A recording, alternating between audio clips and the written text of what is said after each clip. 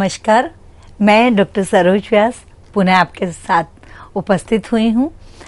जो हमारे दार्शनिक सिद्धांत हैं और शिक्षा का दर्शन विषय है, उसी के टॉपिक को लेकर के। इससे पूर्व की व्याख्यान में हमने चर्चा करी थी कि काल एवं समय के अनुसार शिक्षा के उद्देश्य क्या होने चाहिए।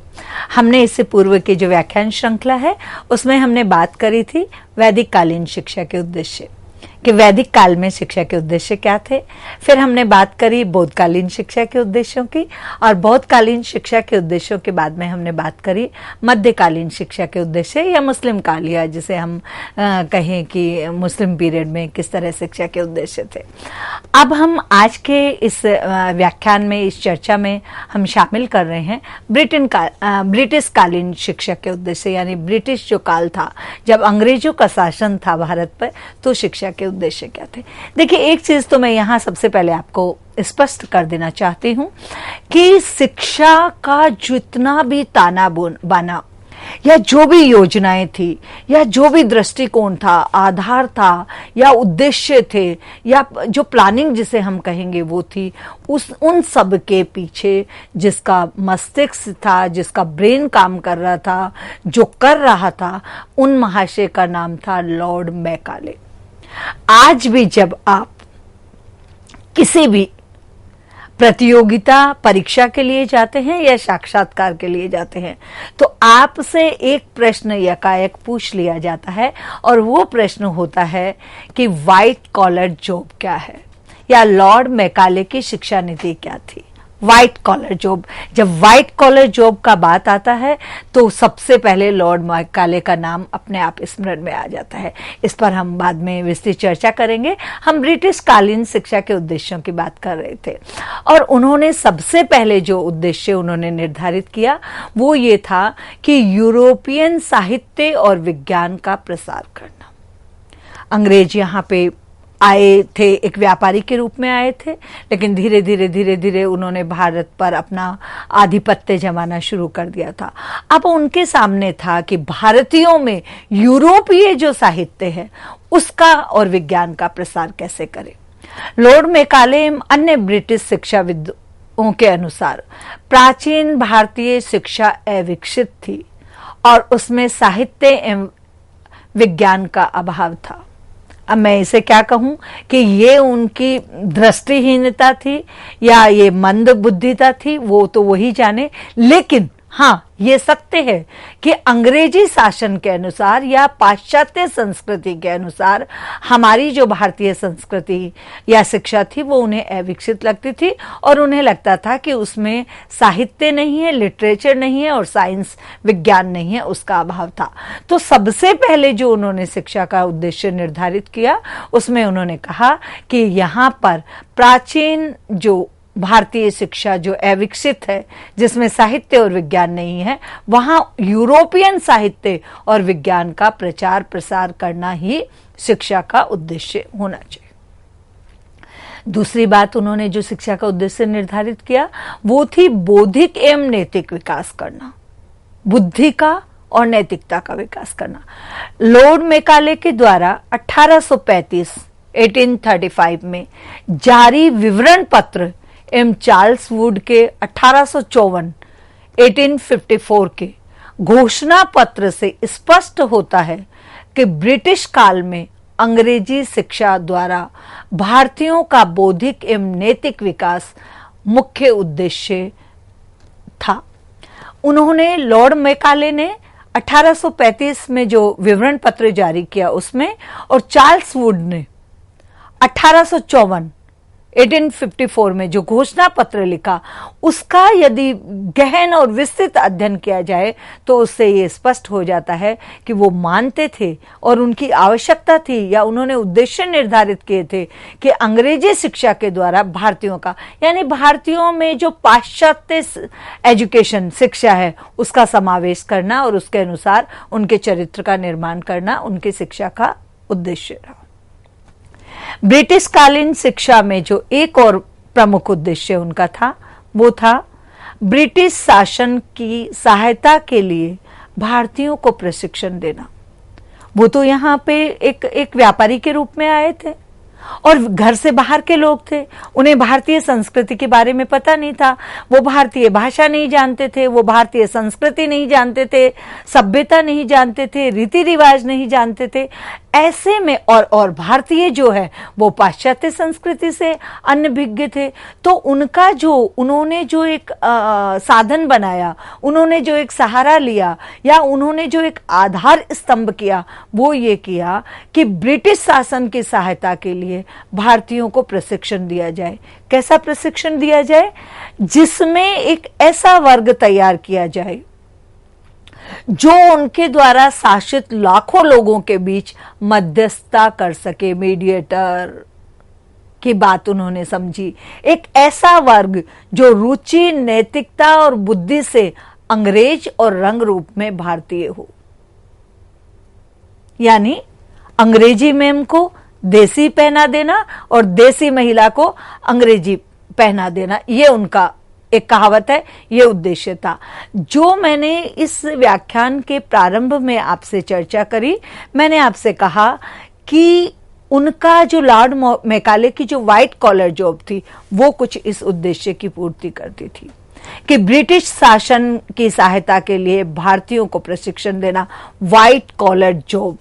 उन्होंने हमारा जो उद्योग था, लघु उद्योग था, उन्होंने हमारा जो हस्तशिल्प था, उन्होंने हमारा जो स्किल पर आधारित, कौशल पर आधारित जो श्रम प्रधान, जो शारीरिक श्रम प्रधान जो हमारे व्यवसाय थे, उन सब पर प्रहार करके उन्होंने थोड़ी बहुत अंग्रेजी भाषा सिखा करके और सूट बूट पहना करके ऐसा एक संप्रदाय, ऐसा एक समूह, ऐसे एक लोगों की एक जमात, एक ग्रुप, एक समूह तैयार कर लिया था जो थे तो भारतीय लेकिन रंग रूप में, लेकिन उनकी बुद्धि, उनकी रुचि और उनकी नैतिकता, उनका चरित्र सब अंग्रेजी रंग में रंग गया था।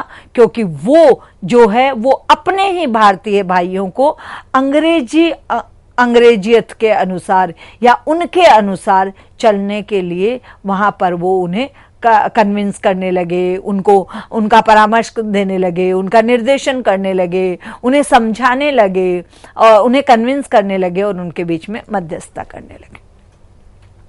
ब्रिटिश कालीन शिक्षा के उद्देश्यों में ही आर्थिक विकास करना भी एक उद्देश्य था। 19वीं शताब्दी की औद्योगिक क्रांति से संपूर्ण विश्व की आर्थिक व्यवस्था परिवर्तित हो गई थी। अंग्रेजों ने भारत में अनेक उद्योग धंधों की स्थापना की तथा कच्चे माल को इंग्लैंड ले जाने लगे। इस प्रकार शिक्षा का उद्देश्य आर्थिक विकास था। यानी 19वीं शताब्दी में जब औद्योगिक क्रांति से संपूर्ण विश्व आर्थिक व्यवस्था में परिवर्तित हो रहा था, तो अंग्रेजों ने क्या किया? धीरे धीरे चुपचाप यहाँ के उद्योग धंधों की स्थापना यहाँ करी और वो कच्चा माल था उसे इंग्लैंड ले जाने लगे, यानी यहाँ की संपदा को अपने देश में ले जाने लगे। और इस प्रकार से वो जो है, जो हमारा कच्चा माल था, जो हमारी प्राकृतिक संपदा थी, जो हमारे पास में प्राकृतिक जो खनन थे या इस्पात था या दूसरी जो सारी चीजें थी, उनसे उन्होंने आर्थिक विकास भी, शिक्षा का उनका एक उद्देश्य था। तो इस प्रकार से जब ब्रिटिश काल आया, तो ब्रिटिश काल में हम ये कह सकते हैं कि शिक्षा के उद्देश्य पूरी तरह से बदल गए थे। सबसे पहले उन्होंने अपने जो यूरोपियन साहित्य है वो और विज्ञान के प्रचार प्रसार का कार्य शुरू किया शिक्षा के माध्यम से। फिर बौद्धिक एवं नैतिक विकास। कैसा बौद्धिक एवं नैतिक विकास? जहां अंग्रेजी जो शासन या अंग्रेजी या जो ब्रिटिश संस्कृति या पाश्चात्य संस्कृति है उसको सर्वोपरि समझा जाए। उसके बाद में भारतीयों, उनकी सहायता के लिए भारतीयों को प्रशिक्षण देना, व्हाइट कॉलर जॉब लोगों को तैयार करना, फिर औद्योगिक क्रांति के कारण जो आर्थिक विकास है वो करना। और इस प्रकार से उस समय ब्रिटिश काल में जो हम प्रतंत्र जब थे 1947 से पूर्व, तो उस समय शिक्षा के उद्देश्य बदल गए थे। अब हम आते हैं, आगे बढ़ते हैं और लोकतांत्रिक भारत में शिक्षा के आधुनिक उद्देश्यों की बात करते हैं। सबसे पहले लोकतांत्रिक, जैसे भारत आजाद हुआ, देश स्वतंत्र हुआ हमारा 1944 में, तो सामने सबसे बड़ी हमारे सामने चुनौती थी विकास की, प्रगति की और अपनी चीजों को देखने की। और उसमें जो सबसे बड़ी चीज है, किसी भी राष्ट्र का जो विकास है वो उसकी शिक्षा की नीतियों पर आधारित होता है। तो जब जैसे ही हुआ तो सबसे पहले वहां पे प्रजातंत्र को सुदृढ़ करना, यानी किस तरह से हमारा जो लोकतंत्र है, प्रजातंत्र है, इसको सुदृढ़ किया जाए, इस पर शिक्षा के उद्देश्य निर्धारित किए गए। और कोठारी आयोग के अनुसार 1962 से 64 कोठारी आयोग जो हमारा रहा है, उसके अनुसार भारत के भाग्य का निर्माण विद्यालयों के अध्ययन कक्षों में हो रहा है, जिसके आधार पर राष्ट्र का निर्माण संभव है, अर्थात जन शिक्षा की समुचित व्यवस्था करना। यानी सबसे पहले जब भारत आजाद हुआ, आधुनिक भारतीय शिक्षा की बात कर सकते हैं, लोकतांत्रिक भारत में शिक्षा के आधुनिक उद्देश्यों की बात कर सकते हैं, तो प्रजातंत्र को सुदृढ़ करना था। और कोठारी कमीशन का ये मानना था, उनकी ये संस्तुति थी, उनके द्वारा ये परिभाषित किया गया कि भारत के भाग्य का निर्माण विद्यालय के अध्ययन कक्षों में हो रहा है, जिसके आधार पर राष्ट्र का निर्माण संभव है, अर्थात जन शिक्षा की समुचित विकास। यदि मैं इसे संक्षिप्त में आपको बताऊं तो कोठारी आयोग की संस्तुति थी कि जन शिक्षा, सबके लिए शिक्षा की समुचित व्यवस्था करना लोकतांत्रिक भारत की शिक्षा के उद्देश्यों में प्रथम उद्देश्य रहा है। उसके बाद में व्यक्तिगत एवं सामाजिक विकास, व्यक्तिगत यानी व्यक्ति का इंडिविजुअल विकास, और उसके बाद में सामाजिक विकास। मनुष्य सामाजिक प्राणी है, तो सामाजिकता का, उसका सोशलाइजेशन भी करना होगा और इंडिविजुअल व्यक्ति का विकास करना होगा। इस विषय में नन महोदय के शब्दों में, मानव जगत में पुरुषों एवं स्त्रियों के स्वतंत्र व्यवहार के बिना कोई भी समाज प्रगति नहीं कर सकता। नन जो बहुत ही महान शिक्षाविद रहे हैं, दार्शनिक रहे हैं, चिंतक रहे हैं, विचारक रहे हैं, उन्होंने व्यक्तिगत एवं सामाजिक विकास की चर्चा करते हुए लिखा है कि मानव जगत में पुरुषों एवं स्त्रियों के स्वतंत्र व्यवहार के बिना कोई भी समाज प्रगति नहीं, यानी कोई भी किसी के व्यवहार को निर्देशित नहीं करेगा, कोई भी किसी को निर्देश देकर के अपने अनुसार नहीं चलाएगा। यानी स्त्री और पुरुष जो भी हैं वो अपना स्वाभाविक स्वतंत्र व्यवहार करेंगे, क्योंकि यदि ऐसा नहीं होगा तो समाज की प्रगति नहीं होगी। अर्थात व्यक्ति और समाज दोनों को एक दूसरे का पूरक मान करके शिक्षा दी जाए। व्यक्ति को और समाज को हम कभी अलग कर ही नहीं सकते, क्योंकि व्यक्ति जो है, मनुष्य जो है, वो एक सामाजिक प्राणी है, वो समाज का हिस्सा है। तो दोनों को पूरक मान करके शिक्षा दी जाए और उनका स्वतंत्र व्यवहार होगा, तभी समाज की प्रगति होगी। ये शिक्षा का उद्देश्य था। व्यावसायिक कुशलता, विद्यार्थियों को हस्तकला एवं श्रम की ओर उन्मुख करना। जब लोकतांत्रिक भारत में शिक्षा के आधुनिक उद्देश्यों की चर्चा चल रही है, तो ये मान लेना, ये जान लेना, ये स्वीकार कर लेना और ये समझ लेना नितांत आवश्यक है कि व्यावसायिक कुशलता विद्यार्थियों में हस्तकला एवं श्रम की ओर, यानी विद्यार्थी जो ब्रिटिश काल में जो सूटेड बूटेड होकर के और हस्तकला या श्रम से जो दूर भागने लगे थे, उन विद्यार्थियों को हस्तकला, उद्योग, उद्यमिता और शारीरिक श्रम, परिश्रम की ओर उन्मुख करना, उसकी तरफ उनको बढ़ाना बहुत ही एक आवश्यक और अनिवार्य उद्देश्य था। कोठारी आयोग ने शिक्षा एवं उत्पादकता में परस्पर संबंध पर अपनी सिफारिशों में बल दिया है। यानी कोठारी आयोग को लगता है, और उन्होंने कहा भी है, उन्होंने उसको स्पष्ट भी किया है कि शिक्षा एवं उत्पादकता में परस्पर संबंध होना चाहिए। शिक्षा ऐसी हो जिससे उत्पादकता का सीधा संबंध जुड़ा हुआ हो। ऐसी शिक्षा, केवल सैद्धांतिक शिक्षा नहीं लेनी है, केवल सिद्धांतों के बल पर जीवन नहीं चलता है। जो सैद्धांतिक रूप से आपने कक्षों में जो ज्ञान जो प्राप्त किया, जो सूचना एकत्रित करी, उनको आप फिर व्यवसायिक कुशलता में उनका उपयोग करेंगे और उस शिक्षा से उत्पादकता में आनी चाहिए, उत्पादकता में वृद्धि होनी चाहिए। देश का आधुनिकीकरण करना, लोकतांत्रिक भारत की शिक्षा का एक ये महत्वपूर्ण उद्देश्य ये भी रहा कि देश का आधुनिकीकरण करना। संसार की दौड़ में शामिल होने के लिए आधुनिकीकरण आवश्यक है। कोठारी आयोग देश की आकांक्षाओं की प्राप्ति में उनके समस्त लोगों का ज्ञान, कौशल, हितों एवं मूल्यों में परिवर्तन द्वारा ही आधुनिकीकरण संभव है। कोठारी आयोग ने पुनः अपने शब्दों में कहा है कि यदि देश का आधुनिकीकरण करना है तो संसार की दौड़ में शामिल होने के लिए आधुनिकीकरण आवश्यक है, और यदि ये करना है तो देश की आकांक्षाओं की प्राप्ति में उनके समस्त लोगों का ज्ञान, यानी जितने भी लोग हैं सबका ज्ञान, नॉलेज, कौशल, स्किल, हित, उनका इंटरेस्ट और मूल्य, उनकी जो वैल्यूज है उनमें परिवर्तन के द्वारा ही आधुनिकीकरण आया जा सकता है। आधुनिकीकरण का मतलब है समय के साथ साथ धीरे धीरे परिवर्तित हो जाना। जैसा समय वैसी जो जैसे जैसे विकास और प्रगति के साथ साथ हमारा ज्ञान, हमारे कौशल, हमारे हित, इंटरेस्ट और वैल्यूज भी परिवर्तित होते जाते हैं। फिर उन्होंने बात करी सांस्कृतिक विकास का संरक्षण एवं हस्तांतरण। शिक्षा के द्वारा संस्कृति की रक्षा, संरक्षण एवं हस्तांतरण किया जा सकता है। शिक्षा वह आधार है, शिक्षा के द्वारा ही संस्कृति की रक्षा की जा सकती है, संरक्षण किया जा सकता है और स्थानांतरण किया जा सकता है। कैसे?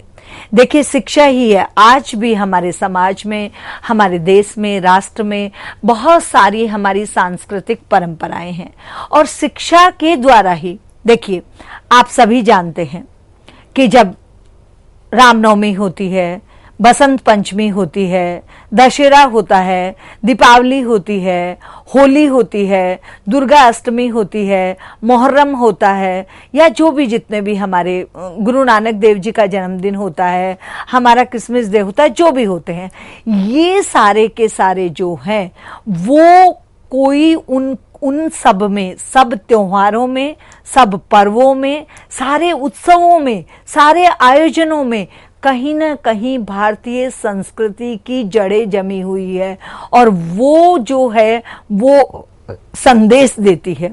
बस केवल उस संदेश को समय स्थान के साथ परिवर्तित रूप से समझने की आवश्यकता है। तो शिक्षा के द्वारा ही संस्कृति की रक्षा हो सकती है, संरक्षण हो सकता है और हस्तांतरण किया जा सकता है। हम कोविड-19 में ही देख लेते हैं कि शिक्षा के द्वारा ही संस्कृति की रक्षा, संरक्षण और हस्तांतरण किया जा सकता है।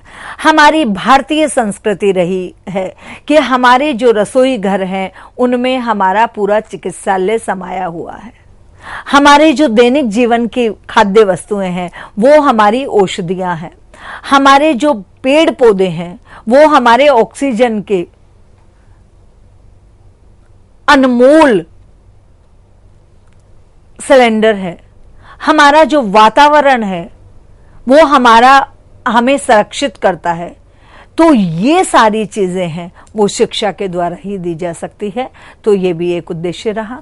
लोकतांत्रिक भारत में शिक्षा के आधुनिक उद्देश्यों में आध्यात्मिक मूल्यों का विकास को भी नकारा नहीं गया। आध्यात्म की आवाज मानव की आत्मशक्ति, आत्म अभिव्यक्ति तथा आत्मज्ञान के बोध के लिए प्रदान करती है। आध्यात्म की आवाज मानव की आत्मशक्ति, आत्म अभिव्यक्ति तथा आत्मबोध के ज्ञान को प्रदान करती है। आध्यात्मिकता को हमने कहा, हम आज भी योग की बात कर रहे हैं, साधना की बात कर रहे हैं, ध्यान की बात कर रहे हैं, चिंतन की बात कर रहे हैं, मनन की बात कर रहे हैं, ये सब आध्यात्म है। इसीलिए पंडित जवाहरलाल नेहरू जी के शब्दों को मैं यहां दोहराना चाहूंगी। उन्होंने कहा है, सहनशीलता, दया, त्याग और बुद्धिमानी के बिना भौतिक दौलत धूल एवं राख बन जाती है। बहुत ही सुंदर शब्दों में जो आध्यात्मिक मूल्यों की हमने बात करी उसको पंडित नेहरू ने कहा है, सहनशीलता, दया और त्याग और बुद्धिमानी के बिना।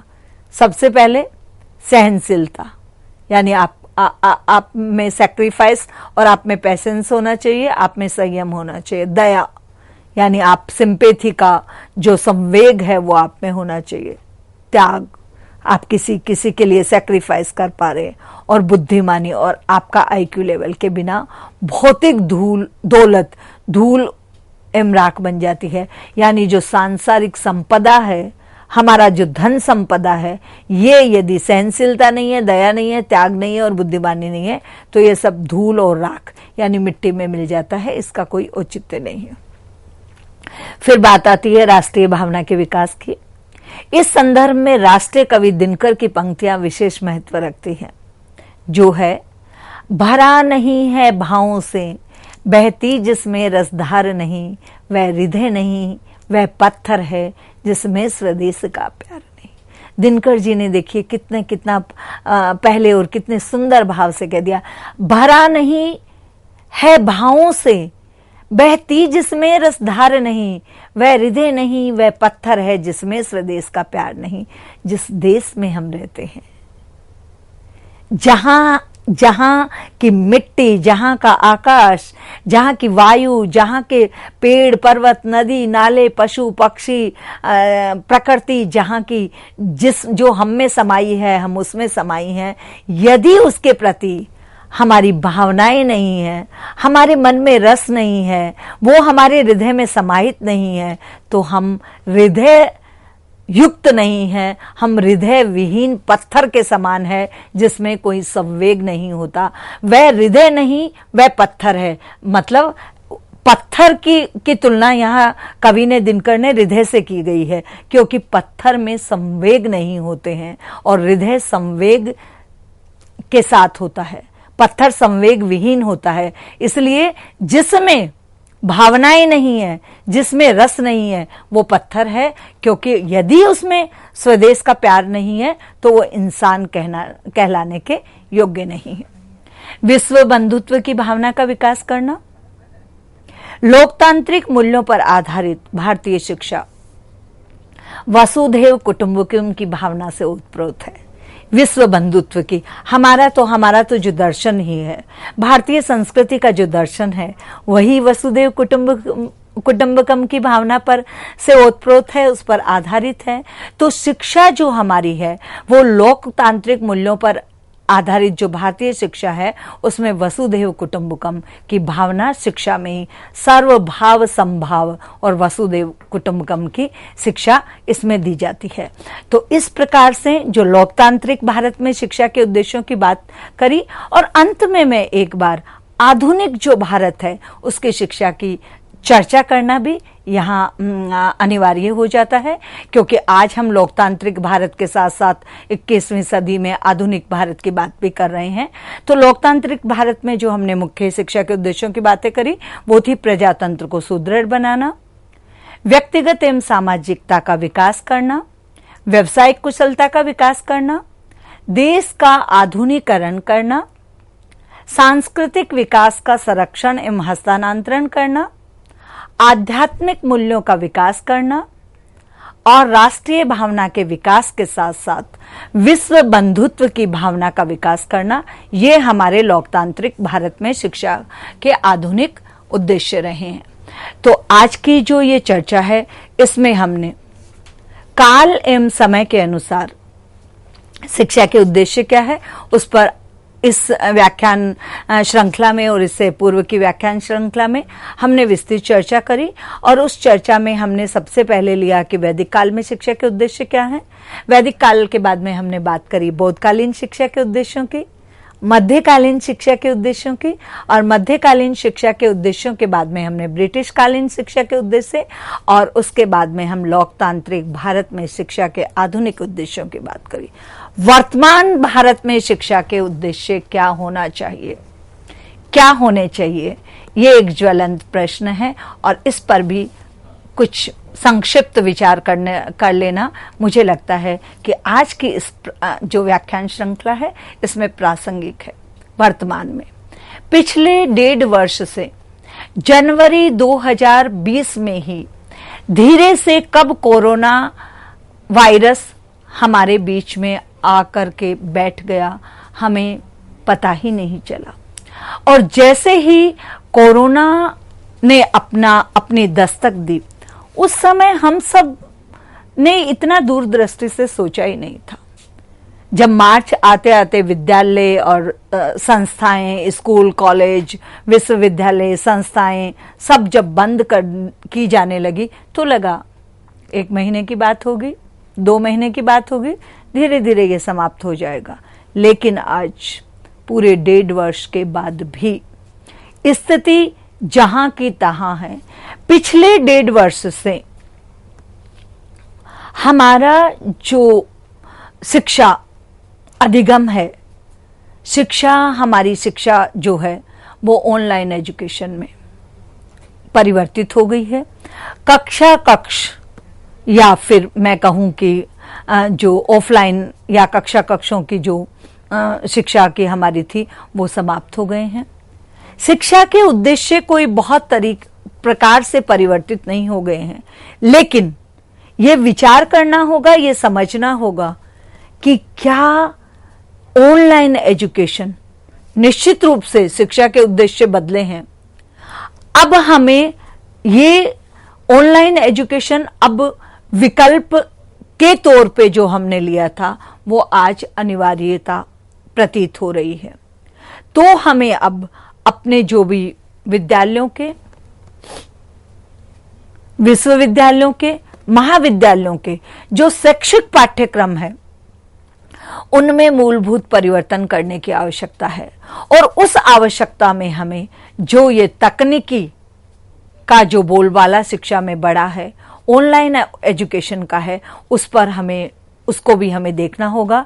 और शिक्षा के उद्देश्यों को निश्चित रूप से, ये कहना बिल्कुल भी अतिशयोक्ति नहीं है कि आज की वर्तमान परिस्थितियों में शिक्षा के उद्देश्यों में परिवर्तन की आवश्यकता है।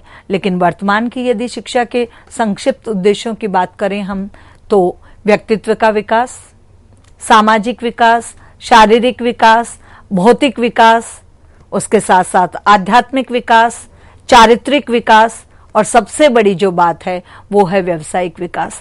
आज वर्तमान परिस्थितियों में हम जितने भी पाठ्यक्रम देख रहे हैं, तो मैं जो समझ पा रही हूं, या मेरा जो निष्कर्ष स्वरूप में पहुंच पा रही हूं, वो ये पहुंच पा रही हूं कि वर्तमान में जो यदि आज के संदर्भ में मैं बात करूं, तो ये कहना उचित होगा कि आज जो हमारी शिक्षा है, वो हमारी शिक्षा एक तरह से व्यवसायों उन्मुख हो गई है। हमारी जो भी शिक्षा है उसका चारित्रिक विकास तो है ही है, सर्वांगीण विकास में सब कुछ आ जाता है, लेकिन जो मुख्य उद्देश्य हो गया है वो व्यावसायिक विकास हो गया है, व्यवसाय उन्मुख हो गया है, जीविकोपार्जन का साधन हमने शिक्षा को बना लिया है। तो इस प्रकार से आज की इस चर्चा में हमने विस्तृत काल और समय के अनुसार शिक्षा के उद्देश्यों की बात करी, और इसके बाद में ये शिक्षा के उद्देश्यों की आवश्यकता क्यों है और इसके कार्य क्या है, शिक्षा के कार्य क्या है, अगली व्याख्यान श्रृंखला में हम इस पर विचार विमर्श करेंगे। मैं अपेक्षा रखती हूँ आप लोगों से कि निश्चित रूप से मैं इस अनुभव को, इस ज्ञान को आप तक पहुंचा पाई हूँ। आपका बहुत बहुत धन्यवाद। नमस्कार।